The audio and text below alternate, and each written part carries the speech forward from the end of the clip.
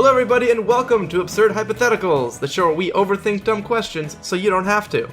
I'm your host Marcus Lehner, and I'm joined here today by Chris Yee and Ben Storms. Say hi, guys. Hey, I'm Chris Yee. Hey, I'm Ben Storms. And we are rolling up on Thanksgiving. Yes. Yay! Yeah, so that's always cool. Everyone It's likes one of my Thanksgiving. favorite holidays.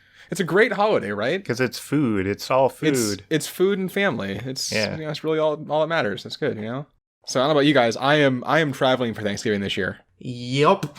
We are actually so generally recently actually my family, like my parents, have been coming up here because my sister also lives nearby, and we just do Thanksgiving here, which is super awesome for us because we don't have to go anywhere. Wait, do you host? Actually, my sister usually does just because her place is bigger and less messy.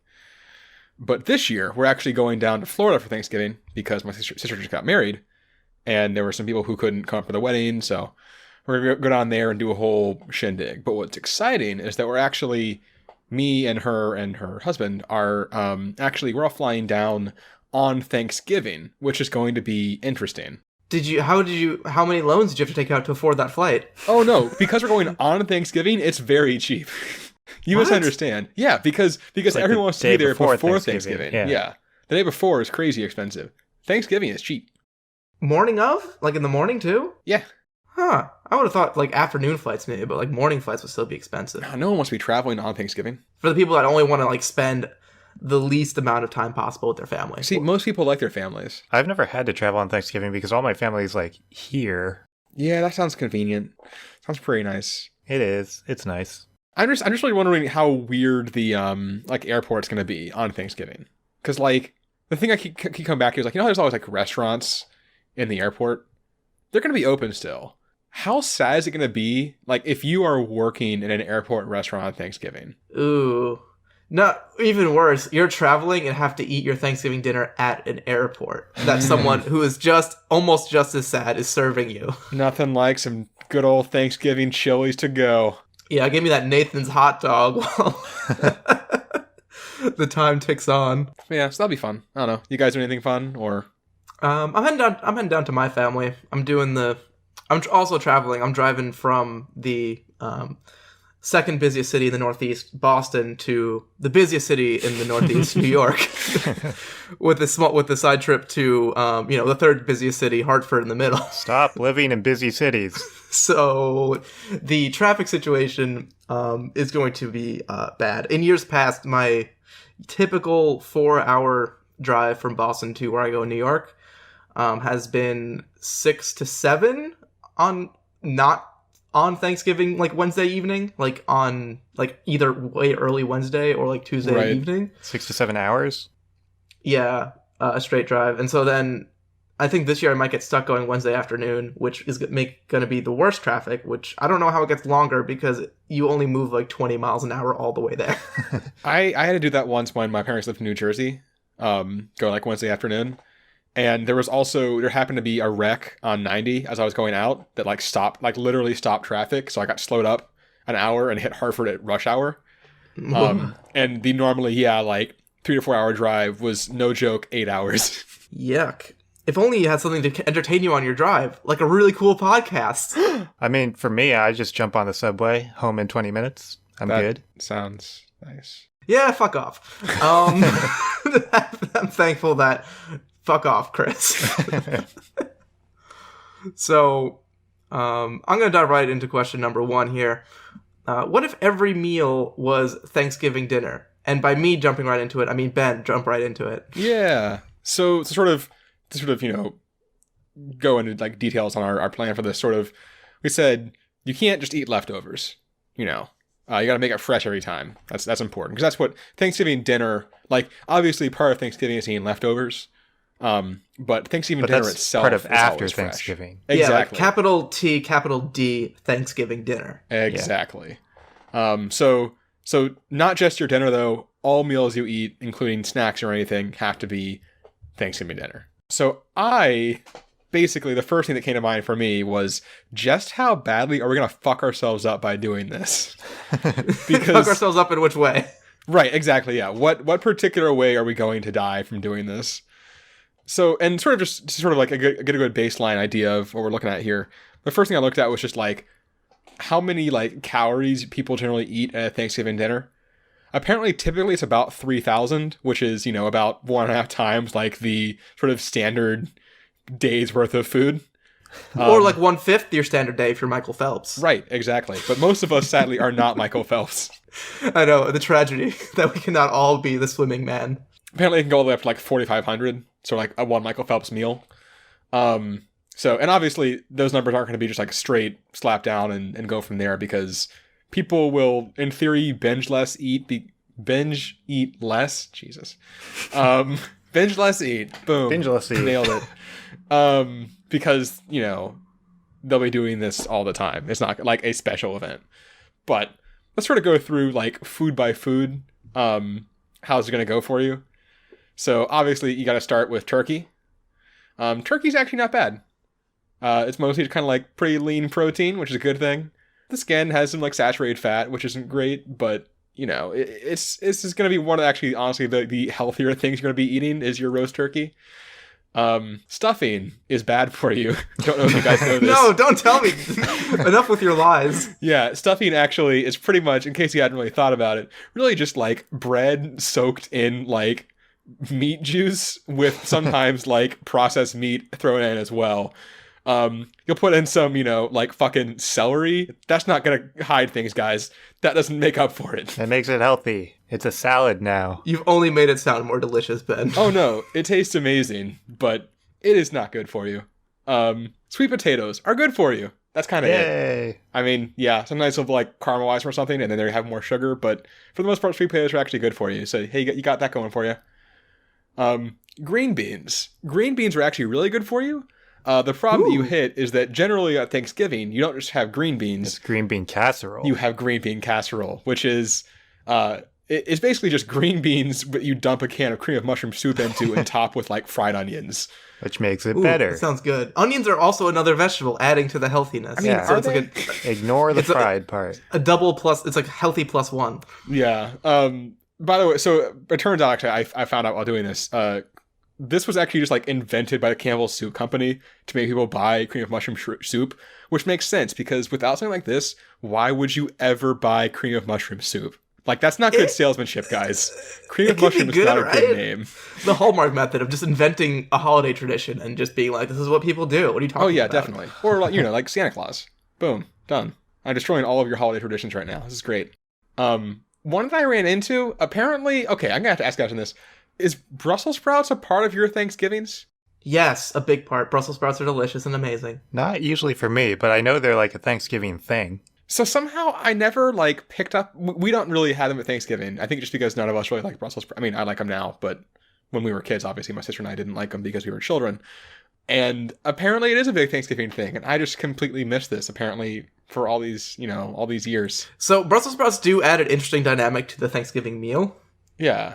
I don't know what what you call these types of food scientifically, but it makes you fart a lot. Yes, this is true. It's in that category. This is actually this is because they are very fibrous, which is going to be important because not many of the things we're eating today are. Which we'll come back to later.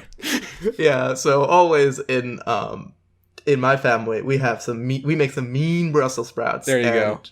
My dad and my uncle make some mean farts. There you go. And it gets pretty stinky in a hurry. But yeah, Brussels sprouts are very healthy, except that generally when you eat them on Thanksgiving, you cover them in like bacon or something, which is less healthy. But once again, we're not getting a whole lot in the way of green vegetables. You still get the Brussels sprouts. Exactly, yeah. There's a limit to it, but yeah.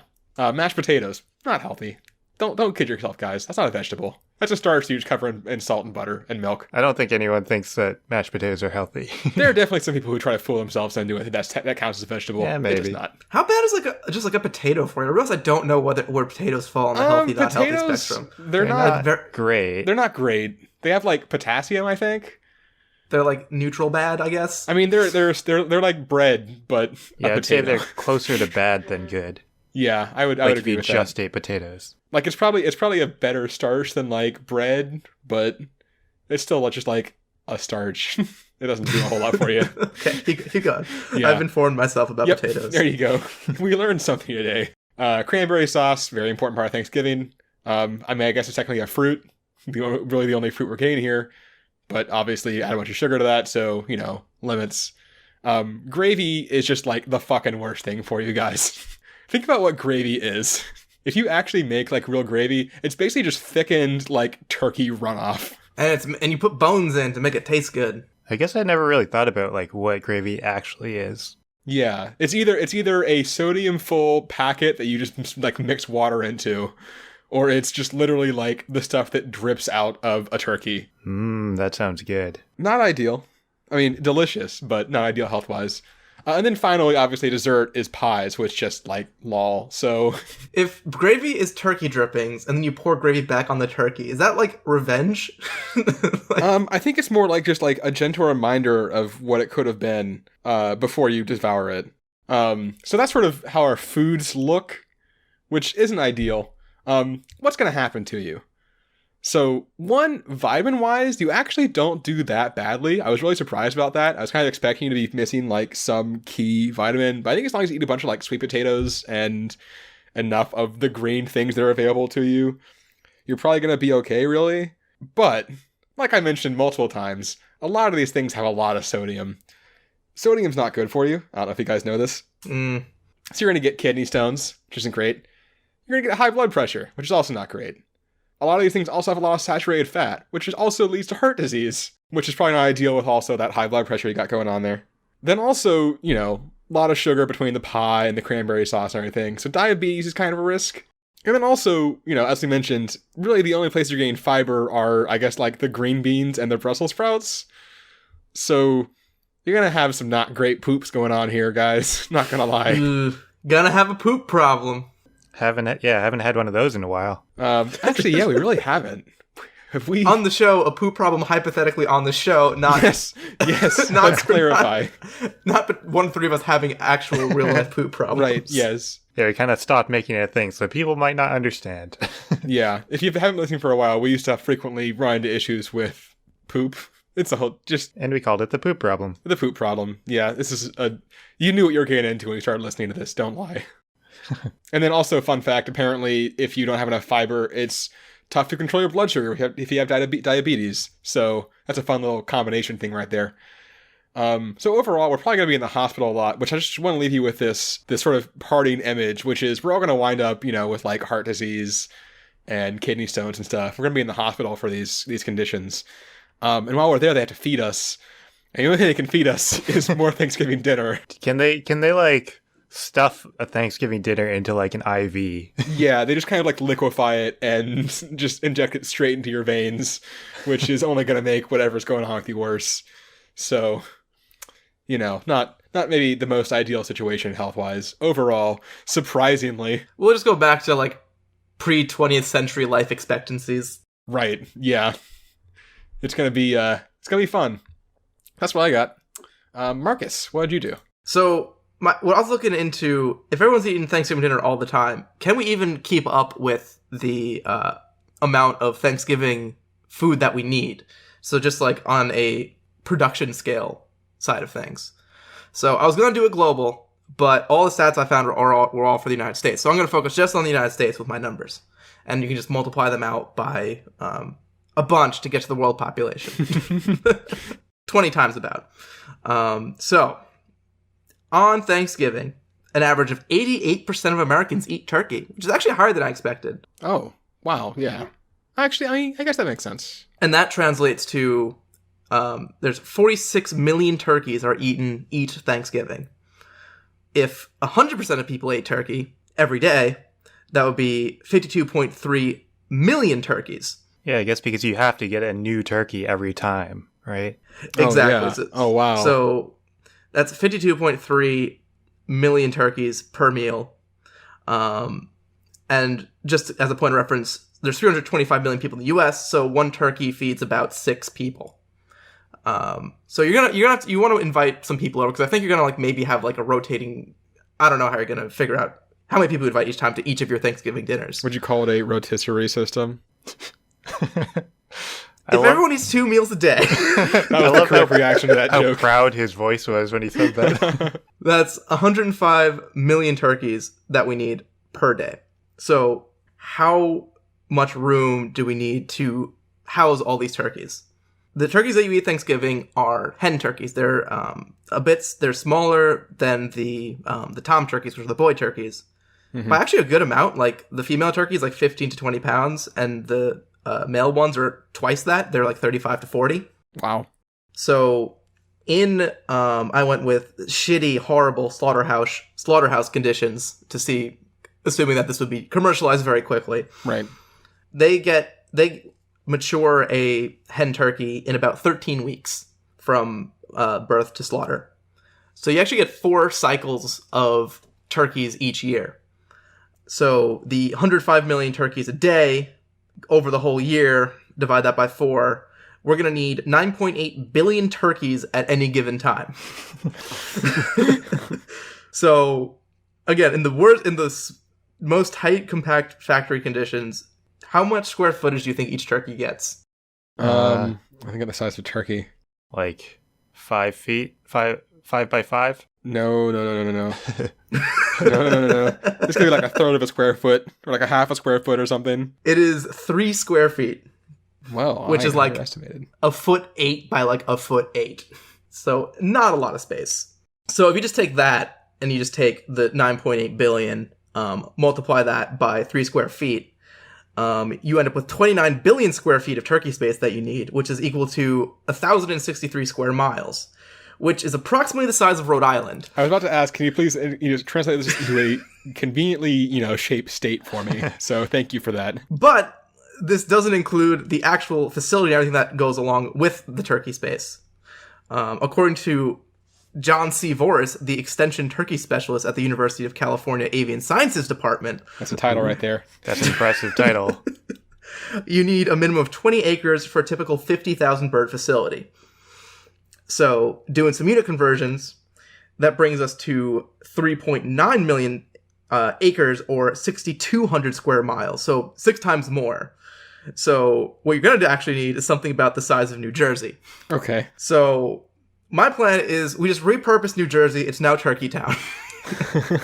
Just everyone move out. It's all about making turkeys there now. Don't spread it out strategically. Just all put it in one spot. That's smart. Yeah, That's a smart thing to do. Jersey. I agree with Marcus's plan because it's way funnier if it's all in New Jersey.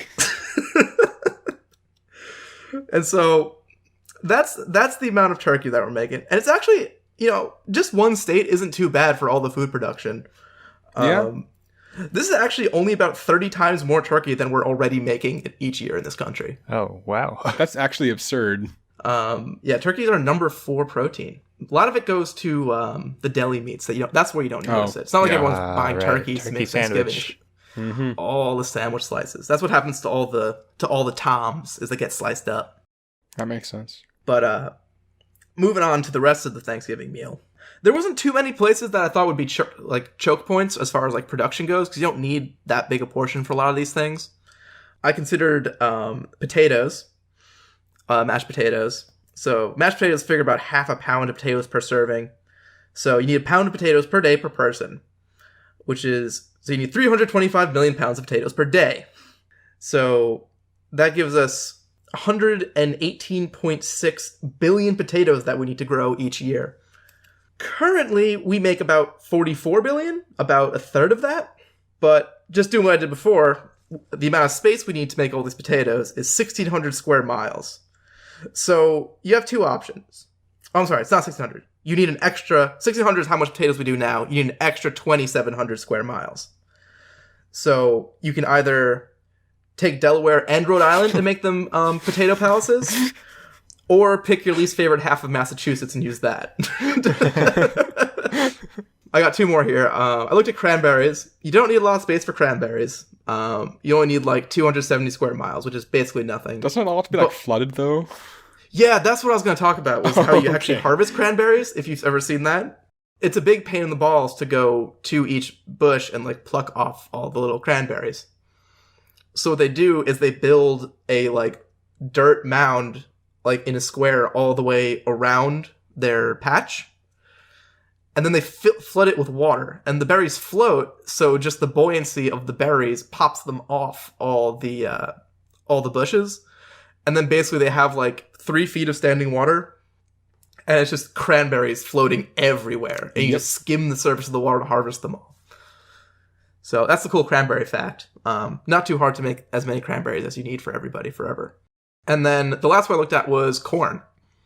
So corn is less for us to eat and more for feeding the turkeys. Because you need approximately, for every pound of turkey that you grow, you need to feed it about 1.2 pounds of corn. There's other things that go in the feed, but the feed's about like half corn. So you need like 2 pounds of feed to make a pound of turkey, and then the corn is 1.2 pounds of that. So for each of those 9 billion turkeys, we need 20 pounds of corn. And so we need, where's my number? 19 billion pounds of corn. And currently, we produce 4.3 billion bushels of corn, which translates to 240 billion pounds of corn produced annually, specifically just for animal feed. Wow. So we already make like 20 times more corn than we need to feed the turkeys to feed all the other animals that we no longer need because we're all eating turkey now. Right. And that's already only the third of the corn that we produce. So we're like good on corn, guys. We don't need any more fucking corn. What's going to happen to all the cows? We're not eating them anymore. Yeah, I mean, milk. You need milk for stuff. We feed them to the turkeys. I guess we just stop bringing cows into the miserable slaughterhouse existence. So yeah, we have Turkeytown, New Jersey. We have potato palaces in Delaware and Rhode Island. And everything else we're pretty good on. You can theoretically just push this all into the Midwest and just say, like, yeah, why do you put it in the Northeast? Because these are the states that are small enough to they're conveniently sized mostly. The Midwest is very big. But the cranberries have to be in the Northeast because they only grow in colder climates. That's true.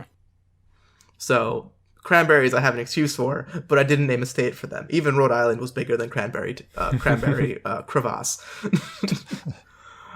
Chris, what did you cover on the Thanksgiving dinner? So I wanted to look at the amount of time it takes to actually cook the dinner, because like preparing a Thanksgiving dinner is like an event. Like it takes like all day. And you see like a ton of articles and stuff of like, they like say how you can plan Thanksgiving Day. You have to like plan like days ahead. Right. So I wanted to analyze that and see like how much time it actually takes and if you have time to do other stuff as well. So for my Thanksgiving dinner, I put together like a hypothetical Thanksgiving dinner. It includes turkey, mashed potatoes, stuffing, cranberry sauce, butternut squash, and a pie. Solid. Yeah. Traditional, very traditional. And I looked up recipes for all these things just to like see, because there's usually that thing that tells you how long it takes to cook. I like brought all those together just to like find out how long it would take. So mashed potatoes would take 20 minutes. Stuffing would take 40 minutes. I was actually surprised that stuffing takes 40 minutes to make. You got to bake it a while to get all the meat juice out of the bread. I guess baking is pretty slow. Yeah. Mm-hmm. The pie was 55 minutes, butternut squash 25 minutes, and the turkey was longest, obviously. It was 3 hours to cook a turkey. A 3-hour cook. And that's just the cook time. There's also the prep time. You have to prep all this stuff before you actually cook it. And I broke all this stuff up into different categories of cooking. So like some of the stuff takes oven time, some of this takes stove time. So like if there's only 4 burners on the stove, you can't cook 5 things at the same time. Mm-hmm. There's prep time. Yeah, just those 3. These are all known types of time. Yes. And I added them up, and the total number of hours that you get from all these categories is 7 hours. So it takes 7 hours. If you just do it like out linearly and you don't like overlap at all, it's 7 hours. But that's not really efficient at all. You can overlap. You can do stuff while other stuff is cooking, stuff like that. Yeah, it doesn't take 7 hours unless you really fuck it up. Yeah, unless you're like, I'm going to do this one thing and focus on this one thing. So instead, I looked at like the most efficient you can be is basically, because the turkey takes so long to cook, it takes the longest. If you do that first, do the turkey first and pop in the oven, you can do everything else while the turkey is cooking.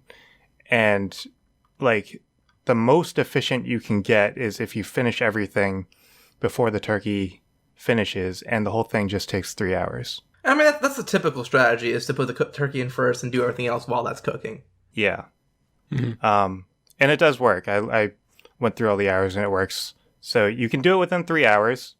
I like how we had to I like how we had to do a whole bunch of math to find out how long it takes to do Thanksgiving dinner, because none of us have hosted one. Yeah. I don't have... There's gotta be so many people being like, that's not how it fucking goes, people. I just assume you can do everything and it'll go smoothly. You don't run into any problems at all. But assuming that everything does go smoothly and that you do everything super efficient, the fastest you can do it is 3 hours and 20 minutes, because there's 20 minutes of prep with the turkey. So that's for one Thanksgiving dinner. But you eat more than one meal a day. I said you eat 3 meals a day, breakfast, lunch, and dinner. So you have to multiply that by 3. So the most efficient meal multiplied by 3 is 10 hours each day spent cooking. I was like, okay, 10 hours, that's a long time. But you still have, I mean, there's 24 hours in a day, so you still have other time to do other stuff. Unless you have, for maybe example, a job. Yeah. I'll get there. So I also included the eating time, because it's no point in cooking it if you're not going to eat it. And I kind of just said that you're going super fast and eating, you're not going to enjoy yourself. You're just going to stuff your face and it'll take 20 minutes. Yeah, sounds about right. So 20 minutes per meal. That brings our time up to 11 hours. And then to do other things like sleeping. People need sleep. I like to sleep. I try to do it almost every day. Yeah. I've heard of it. I haven't tried it myself yet recently. So the National Sleep Foundation says that that healthy adults need 7 hours of sleep. And that 8 hours of sleep is ideal, but you can settle for 7 hours. On average, I think most adults get 7 hours, sort of. Well, that's close to where I'm at. I mean, you shoot for 8, you plan for 8, and then you spend an hour in bed on your phone. Yeah. Some combination of in the evening and in the morning to fuck over your own sleep schedule. Yep. Sounds like I mean, me. on the website, it sounded like they wanted you to get 8 hours of sleep, but they're like, we know no one does that. So we'll come in the we'll meet in the middle. We're meeting halfway here, guys. So yeah, that's 7 hours.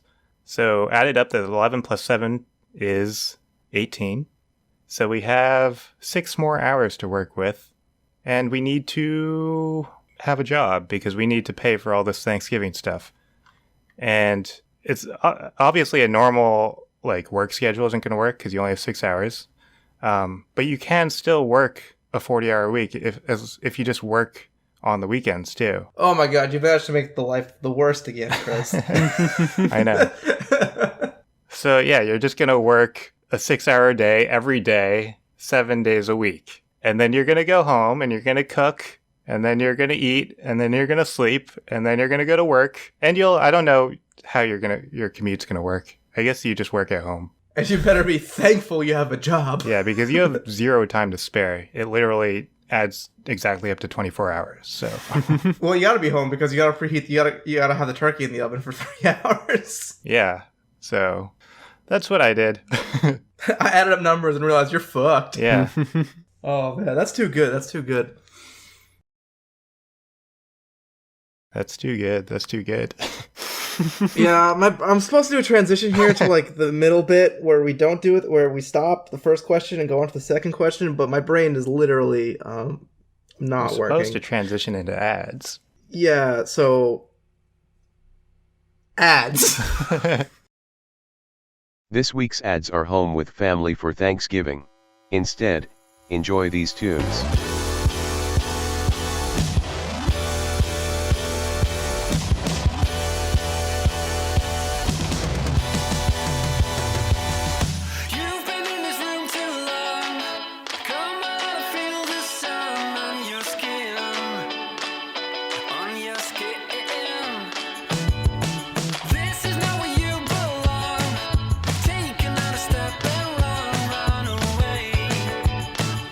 Run away.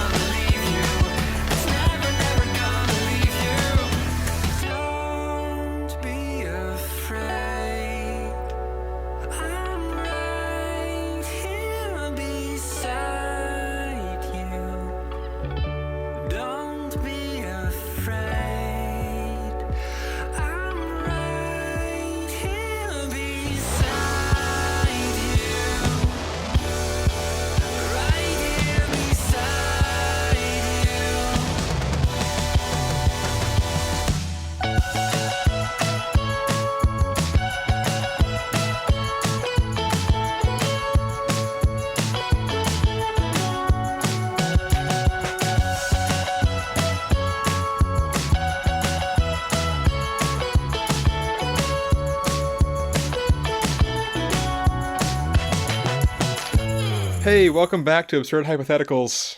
You may notice that this is Ben doing this, not Marcus like usual, and I'm doing it because Marcus's brain is broken right now. He had like a nervous breakdown.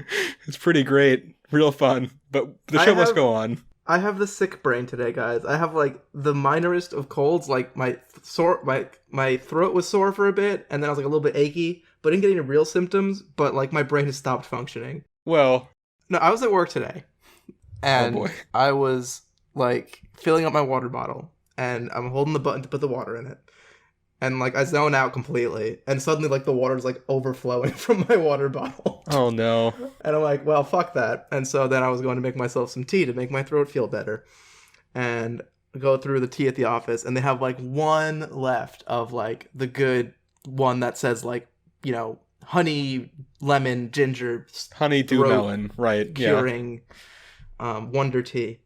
And I'm like, yes, this is perfect. Make the tea. And then I'm like, get the tea all set. And then I'm like, oh, cool, I have honey. So I was putting honey in it. And then I was like, I gotta stir up the honey. And so I take a stirring stick, and I start aggressively stirring to make sure the honey dissolves. Not really processing that as I was doing that, I was just tearing the fucking tea bag to shreds. Dumping all the tea all over into my tea.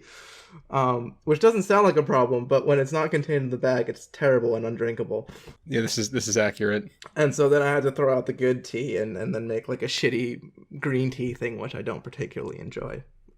So my whole day has been sick brain, and just want to let you guys know that this is not my normal performance going forward. This is specifically today. Mark is going to hold a press conference and explain his actions. This is my one and only apology. I am retiring from the podcast due to personal reasons, not being forced out by my co-hosts. Well, I mean, little column A, little column B. Anyway. Chris, what if stores were only open on Black Friday? What if stores are only open on Black Friday? So the way we handled this was basically every year on Black Friday, every store is open, and then not on Black Friday, they're all closed for the rest of the year. And what we considered a store is basically any money transaction. So that like goods versus services, if you buy a good, that's a store. But if you like pay for a service, that's not a store. Yeah, like if you give someone money and get a thing, that's like a store. And if you give someone money and they give you a handy, that's like a service. The one place where things get weird, aside from the way the market just made it weird, is that restaurants are kind of a weird gray area. That we decided that the restaurant itself is a service where they are making you food. But the way we sort of made it work is that restaurants and sort of just business in general, obviously, have to buy the own stuff that they are making things with. Yeah, so you can get food from a restaurant year round, but the restaurant can only buy their food on Black Friday. Exactly. So that's the logistics behind what we did. And what I did for my answer specifically was planning the day of just like going to the store, because that one day is going to be pretty crazy if just everyone is going to the store. And the first thing I wanted to look at was basically just how do you get the stuff home? Because you need to bring a lot of stuff home, probably, just so you can last the whole year. So first I wanted to look at like how much stuff would you need to bring home? And I basically said that you would just get food, because that's like the bare essential that you need is just food you need to eat for the year. So how much food do you need? I found that the average adult eats 1,996 pounds of food per year. Wow. Okay. So why don't I weigh 2,000 pounds after a year? I know, that's how it works. The poop solution. My body is a temple of destruction. It destroys food mass. Okay, so yeah, that's the weight of the food. But how much volume of food is that actually? So for this, I just picked a food. I picked chicken nuggets. Harkening back to our What If It Rained Food episode where Ben said it rained chicken nuggets. Listen to that episode if you haven't already. That's a good one. Yeah.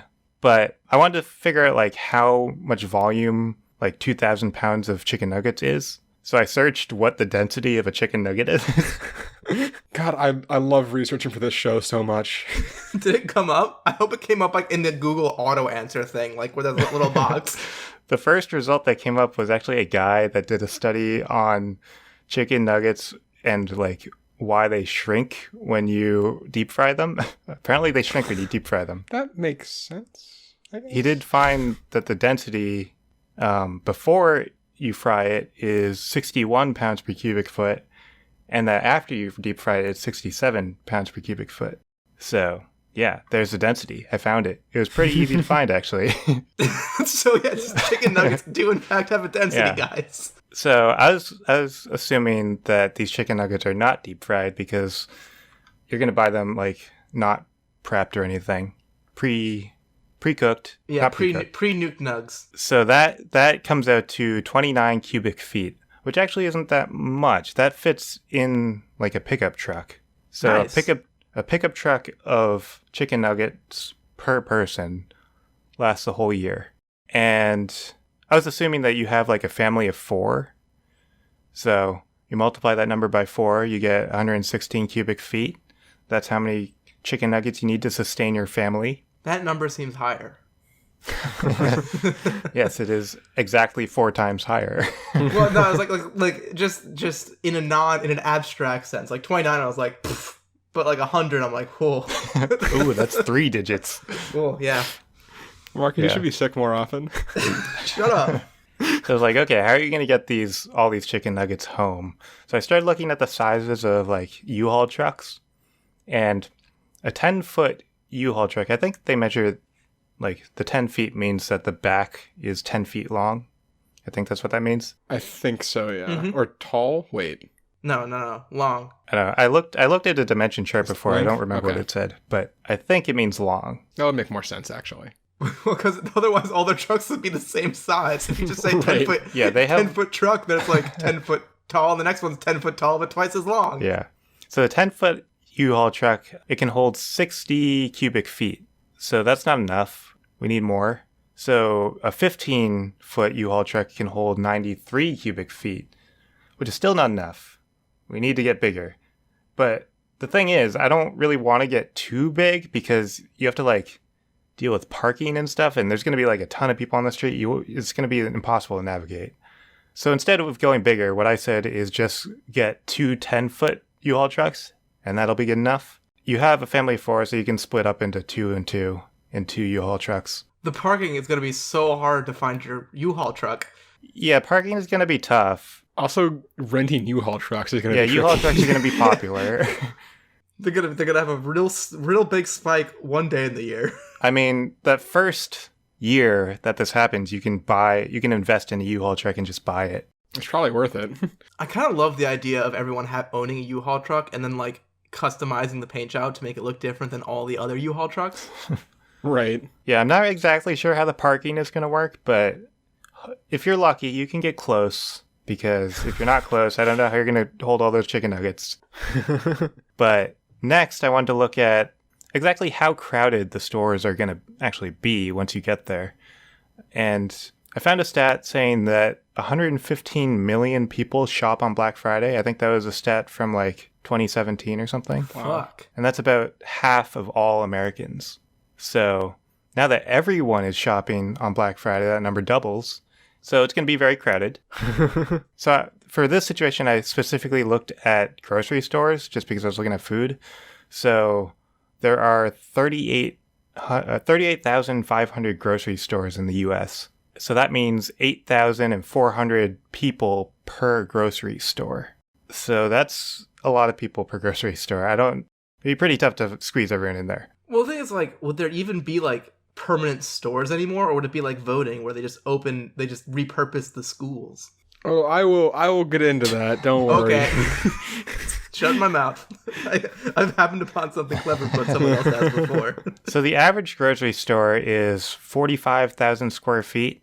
That's including the shelf space. So like people can't take up the room in the shelf space. So I subtracted the shelf space from that. I just assumed, I cut it in half. I just assumed that half of it was shelf space. I said that we have like 20,000 square feet of standing room. And then I said that each person takes up about 4 square feet-ish. So with these numbers, 5,000 people can fit in a grocery store at a time. That seems high, thinking about grocery stores. I mean, it's going to be packed, but technically, physically, I don't know if you'll be able to get around and and like 18,000 clowns in a grocery store. Yeah, you can cut this number in half and like, so there's walking room and you can actually like navigate. So let's say 2,000 people at a time. What did I do here? I think I had like a whole section of my notes that I accidentally deleted. Oh no! Oh no! I thought I had sick brain. So they don't necessarily, all the people don't necessarily have to be in the store at the same time. You can stagger them throughout the day. Right. So if we have 2,000 people in the store at a time, you can actually have like a cycle and have people cycle through as long as everyone knows what time to go to the grocery store. So I was thinking like this will be a government issued thing, like the day before Black Friday or on Thanksgiving, I guess. Everyone will know. They'll have like a time and a location that they have to go to. You go to this store at this time, and you'll have like an hour to shop. You just use the street sweeping schedule. What does that mean? I don't know, just, you know, you have just a particular time at a particular place, and they may think of street sweeping. I'm making some real, just brain synapse connections here. Word association, picture cards. Okay. That one's a dog, that one's a moose type things. Yeah. That's what you're getting out of me today. So if you stagger it like this, it's actually not that bad because the day is 24 hours long and the store is going to be open for 24 hours. So it's actually like plenty of time to stagger it so it's not super crowded all the time. So as long as the government steps in, it's everything's going to be fine. I don't know how like supplies for the store is going to work, but I will talk about that as well. Okay, Ben will get to that when he goes. I want to cut that. I want to get that Chris quote out of context. Just as long as the government steps in, everything will be fine. Chris Yee, 2018. In terms of assigning Black Friday time and location. Well, I'm not going to add that part in. Otherwise, it's not an out of context quote. Then it's in context again and useless. Okay. Well, is it my turn? Yes, it is your turn. Marcus, what do you do? Yes. Okay. So one thing I was thinking of in the food category my first thing I looked at was whether you would even be able to get food that would last that year if you buy it all on the same day. Because, you know, food perishes sometimes. And then I realized that cans exist and all that problems went away. Because you can just put fucking anything in a can. Obviously, like prep stuff like soups and fruits and veggies. But another couple other canned things are burgers, bacon. You can put cheese in a can. You can put butter in a can. And my personal favorite thing in a can is just a whole chicken. Yeah, I was going to say the whole chicken. I was going to mention that if you didn't. That's like my favorite. Like I always see it on like those like Cutthroat Kitchen, those competition cooking shows. And it's just like, it's not even that big a can. And then it just like pops out like this whole chicken. That is it's a literally terrifying thing to me, honestly. I am not happy about the existence of canned chickens. But every time they make it, they're like, wow, this is really good. I'm like, fuck, is it just tastier because it's been like marinating in itself? No, they're lying. I don't mind the idea of canned chicken, but when you add an S to it, yeah, canned chickens. Yeah, so, and one other thing, as far as like planning out your transport for things, your transport has to go places, and I think going to a gas station and trading money for gas is a cash transaction, so that would be a gas station counts as a store. That is very true. So the average car consumes 500 gallons of fuel in a year. Assuming you're driving around a U-Haul, you're probably closer to like 800 or 1,000.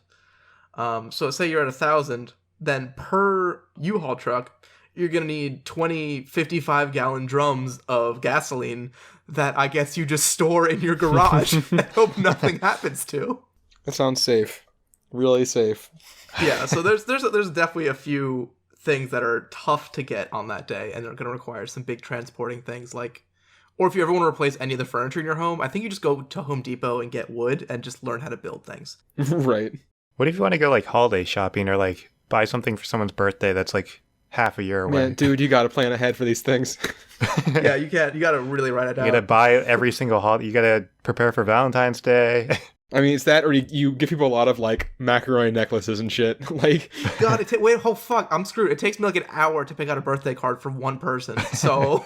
Well, on the My bright whole day side, is going to be in Hallmark. in this universe, you're gonna be able to buy a box of 600 of them that you just keep in your closet and pull one out at random to give to people. So anyhow, onto my main point. That was just a couple side things that I found fun.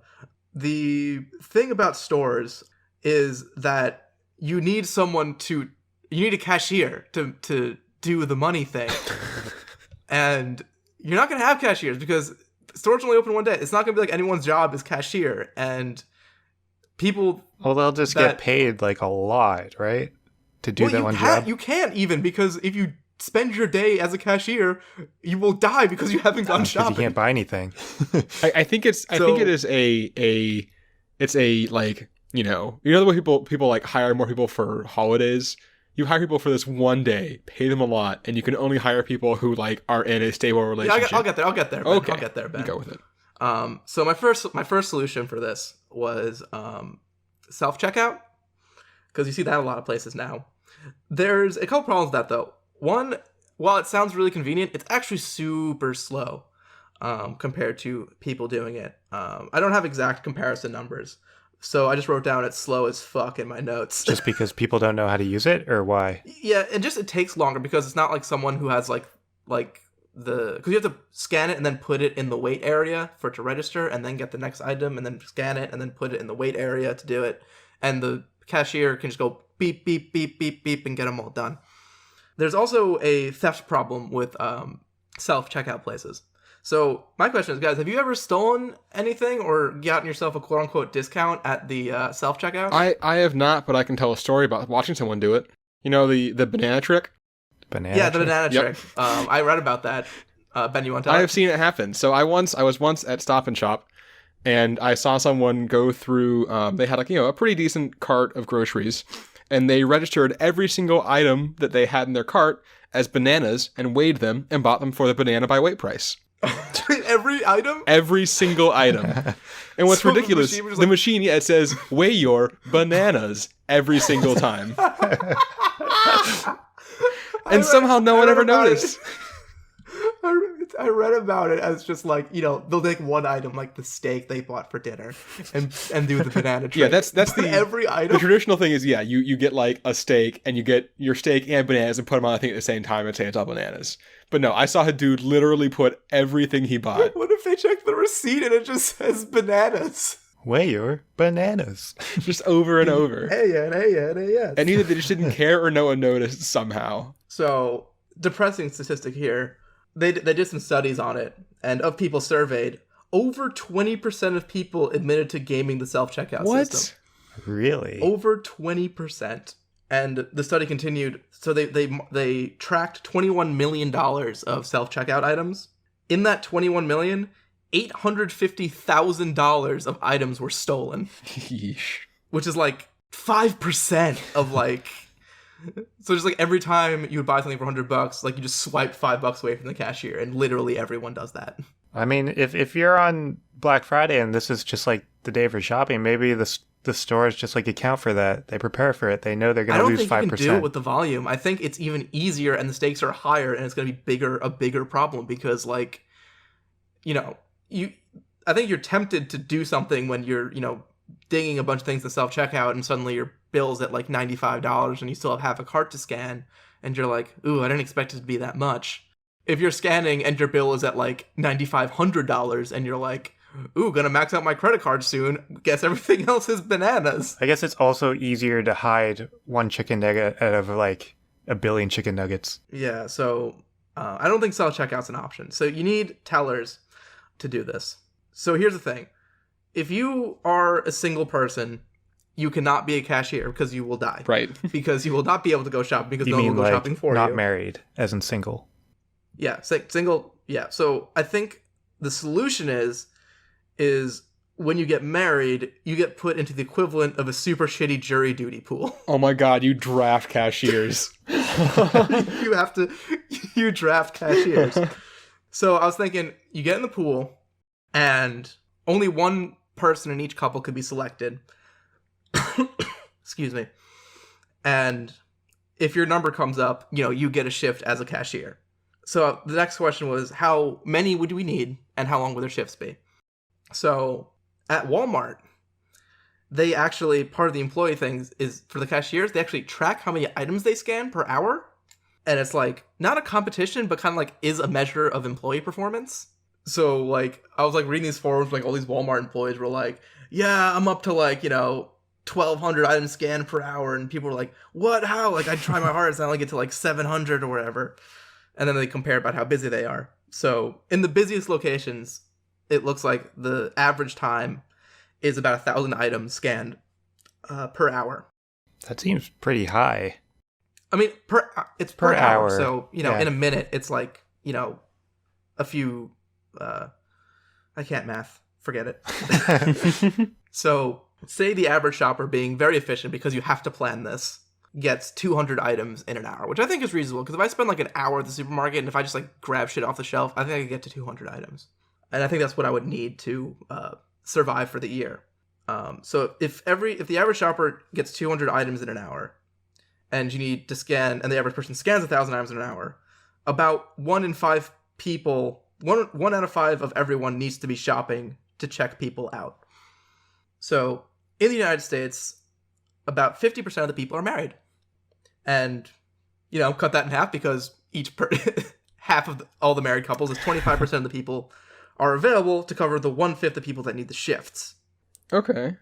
So basically, you have 1/5 of the 24-hour day, assuming this is a 24-hour shopping day, which is 100% will be.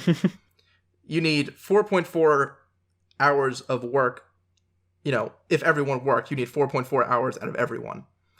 But since there's only 25% of people who can work, you have to multiply that 4.4 by 4. So the shift is everyone has to do it. One person in every couple has to do it, and they have to work a 16.5-hour shift. Wow. So it's gonna suck.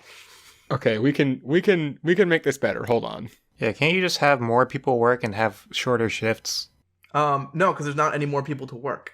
I mean, they don't have to be married. Like if you're single and you work like a 4-hour shift, you have the rest of the 24-hour day. I don't know if you can afford to lose even those 4 hours. Like you're gonna spend like 4 hours at the grocery store. You're gonna spend like 2 hours at the gas station, and like then you have to buy all the other shit you need to buy for your entire year. Like you're gonna be busy. We fucking busy, Chris. Well, as long as the government steps in, we'll all be fine. Yeah, as long as the government steps in and does a shitty jury duty pool, we're good. Ben, you said you're gonna fix this? I heard you said you're gonna fix it. Fix it might be a strong word. I'm gonna try. I'm gonna do my best. I'll say that. I went through a few things as I was trying to come up with my answer for this. And yeah, I eventually sort of settled on where it all sort of wound up going was just trying to make society / the economy work, like at all. Because yeah, things aren't great. Let's be honest here. Wow, things aren't great. Let's be honest here. That's the slogan of 2018. Hey, this has really been our most political episode. Yeah, it really has been. Unfortunately, our message has been just trust the government, which is a fucking not a good message. But yeah. Anyway. Hey, no, I think it's a good message. I'm gonna go on the opposition. So the first thing I looked at actually was shipping, because the main thing I was worried about was, is the U.S. Postal Service like financially viable without like online shopping? So I actually found better numbers on this than I expected. So what I found was the U.S. Postal Service 2017 annual financial report to Congress, because as a government body, they have to like report to Congress what their deal is. And I couldn't get the exact numbers for online shopping, but they do have the revenue broken out by like sector. And one of the sectors is shipping and packaging services, which covers basically all the mail except for first class mail and marketing mail. So that's going to be not entirely like people shipping things for like, online shopping and stuff, but it's going to be the majority of it is. In 2017, the total operating revenue of USPS was a little under $70 billion, and a little under $20 billion of that was shipping and packaging services. So really, I thought that'd be more. Yeah, I actually did too. I guess there's a lot of, there's still a lot of just like regular ass mail that goes out too. So overall, it was about 28% of revenue. I figured if you lop off some of that for just, people, your grandmother mailing you cookies or whatever, get like about a quarter of the revenue. So I think that's survivable. So no, actually wasn't as bad of a concern as I thought it would be. But now let's actually make, like, we have these stores that open once a year. How are we going to have them actually, have stuff in them? Because the problem I quickly realized was that anyone who makes things also has to order things to make them from. So how do we solve this problem? So sort of the key to it that I realized is that sales can only happen on Black Friday, but things can still be, like, shipped out sort of throughout the year. Yeah, it's just that money transaction can't take place right outside, but you can actually, like, produce stuff and stuff. Exactly. Like that. So the first big change that I realized is the way that just like the companies that like Target as a corporation is going to work differently, as an example. Because so right now the way things kind of work is that, they'll have warehouses, things get shipped to the warehouses, and the warehouses ship things places. That doesn't really make sense anymore, because the reason you have warehouses is so you can resupply places, centrally. But what I realized is that the one day a year that you definitely are not going to resupply your stores is actually the day that people are buying things, because traffic is going to be horrendous, and you cannot maneuver like 18-wheelers then. So what's going to basically happen is all of your stores are basically just going to be your warehouses, but people buy things from them now. They're going to be like Costco's. Pretty much, just all stores are going to be Costco's, because the thing is, when the store opens, that's the only stuff you're going to have for the entire day, and because everyone's shopping on the same day, you're going to have a lot more like total volume sold. So the store has to be bigger. The other fun thing that I realized is that, how people like go back to the back to find things? There's not going to be a back anymore. It's just all going to be out there, because it's all going to get sold. The whole thing is going to be the back. The entire store is the back. I'm pretty sure that's actually a Seinfeld joke. If it's not, it should be. It seems Seinfeldy. It seems very Seinfeldy. So basically, stores are just giant warehouses you buy things from. Running a store is obviously very different then because of this, because like on non-Black Friday days, you basically just staff it like a warehouse. You have like some security, and that's kind of it. People will still like get shipments in, but that's kind of be, all that's happening. And you don't really have like stocking, because things will just go in and then immediately get bought on Black Friday. So how do the things... Oh, actually, one quick segue that may have already become evident to you. Small businesses are basically dead. Well, here's my thought, Ben.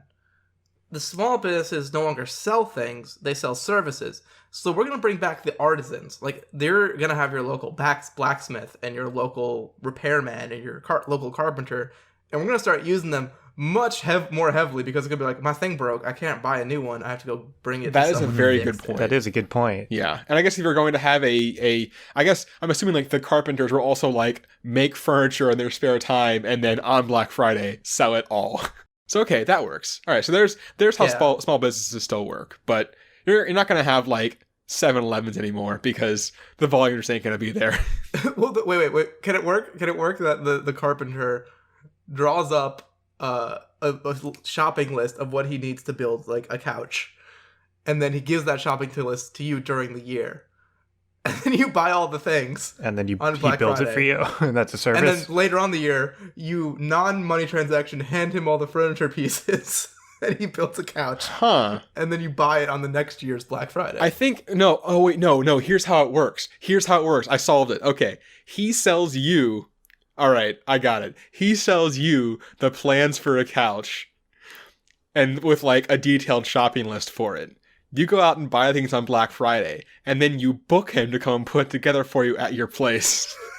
Technically a service. Boom. Technically a service. I have a couple more technically ways to get through things on this one, but that was a good one I didn't think of, so thank you. I like it. So actually, like, producing things as like a big company, it's kind of the same thing, where it's just like on Black Friday, you're going to place like a bunch of orders for a bunch of shit and just like make it throughout the year and start shipping it out to places. So that is the one thing with like small, like businesses in general are going to be much more expensive to run, because you no longer have like constant revenue streams and, like costs. It's just you have a giant cost and like 1 day revenue stream. So your overhead goes way down, though. I guess that's kind of technically true. Maybe not really. I don't know. I don't know how to business. So yeah, producing goods, it still works. It's just going to be really weird because you obviously have to have much more like firm plans for your next, year's product. And then the last kind of interesting thing that happens, oh God, I lost it. Oh yeah. So the other thing that's going to happen a lot, I think, and sort of, here's another technicality thing. So you know how you can buy, a lot of companies will have like, now that the internet is a thing, have a website where you can buy stuff from like their store online. I think something's going to happen where a lot of sales of things are going to be direct from the companies. And there's going to be kind of an accepted thing that your window on receiving it is sometime in the next like 6 months. And that's going to be kind of your like tail on production is just like, that eventually you'll get this thing you ordered once we have actually made it. I think that's going to happen because otherwise, like, I just don't think there's enough, like, square footage of store space for everyone to get everything they need. So it's like build on demand. Kind of. Except I think you still have to pay up front in the rules of the game. It's just that you don't actually know when you're going to get it. Look, the little kid in me still believes that Amazon will have 2-day shipping for free. Even given all the circumstances. So here is the other major loophole I came up with that makes life work a little bit better for a lot of things. And that is our good friend of the 2010s, the subscription box. Technically, if you buy a year subscription to something on Black Friday and it gets delivered to you every month, that works by the rules we have put out. Technically, if it's billed yearly. If it's billed annually on Black Friday. So that gets you around a lot of things. You can still get you can do that with everything. You can get like fresh, fruit and vegetables that way. You can get fresh meat. I was going to say that all the fresh food disappears, but if you do that, then... You can do that. It'll still be, I'm assuming, pretty expensive. And it's going to be weird because... So here's the thing is that it can only really be done by like a farm can do it. But like a company can't do it because they can't buy stuff throughout the year from. I guess they could. They can't stock up on it. I guess they could set up a subscription service with the farms. Subscription service chain. Oh my God! Here's gonna be my favorite subscription box. Yeah. Then it's gonna be called the Charmin's toilet paper subscription box. That's an important one. No joke. Not a subscription box necessarily, but story from my own life. So actually, I'm still going through this now. So, as you may or may not know, I live alone at the moment. So I don't go through that much toilet paper. But there was at one point in time where Amazon had a really good deal on toilet paper.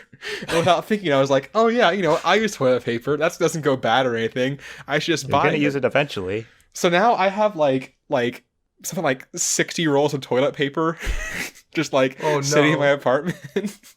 That I'm slowly going through. I mean, forever. You are definitely going to use all of it eventually. I am definitely going to use it all eventually, but it still is like you should have gone as the mummy for Halloween, Ben. I should have gone as the mummy for Halloween. That was a mistake on my part. You're right. You should have gotten you and all your friends to go as mummy for Halloween. It would have cost us approximately $9 total. Thanks, Amazon. Yeah, and then TP'd all of Boston. Just by running around, it happens naturally, Marcus.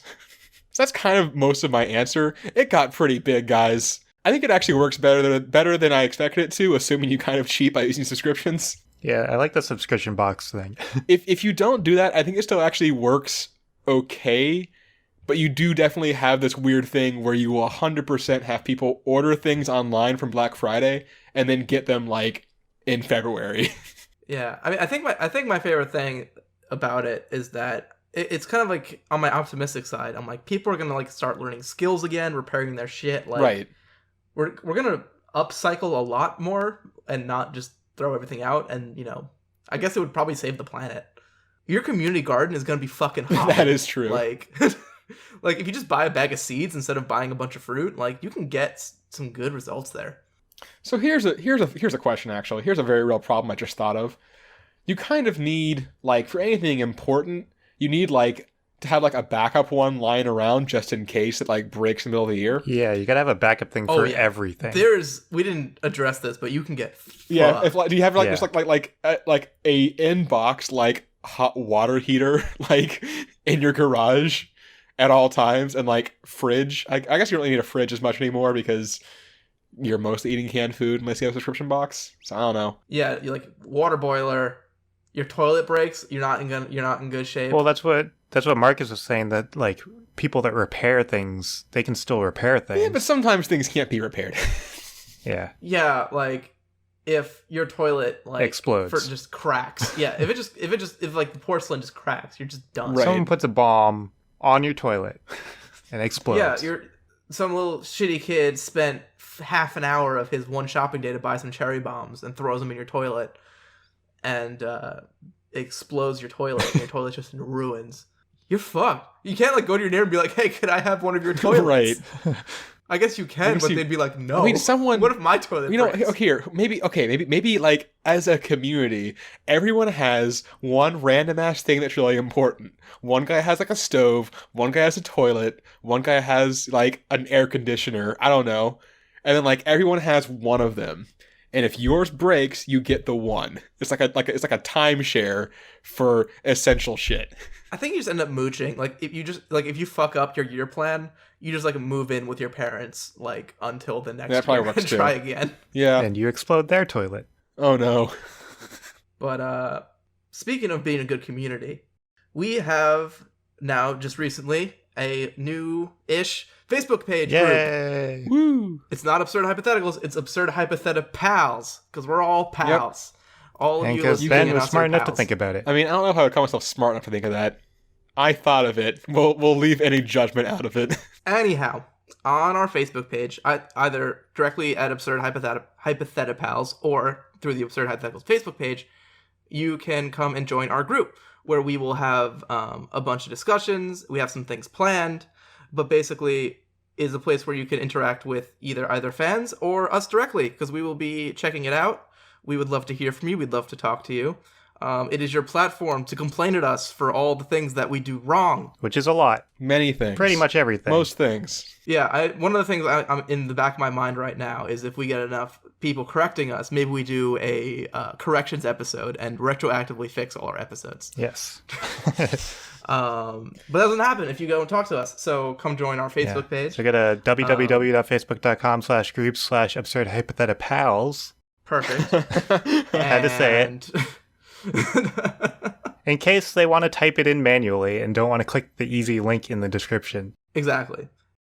And if you are shy and don't want to talk to us directly on Facebook, you can do all the other good things for the podcast if you enjoy it, such as subscribing to it, leaving us a nice review on iTunes or Google Play or wherever you listen to the podcasts that are convenient for you. And with that, I think I'm going to go and announce our next week's questions. What if friction was doubled? And which fast food mascot would win in a fight?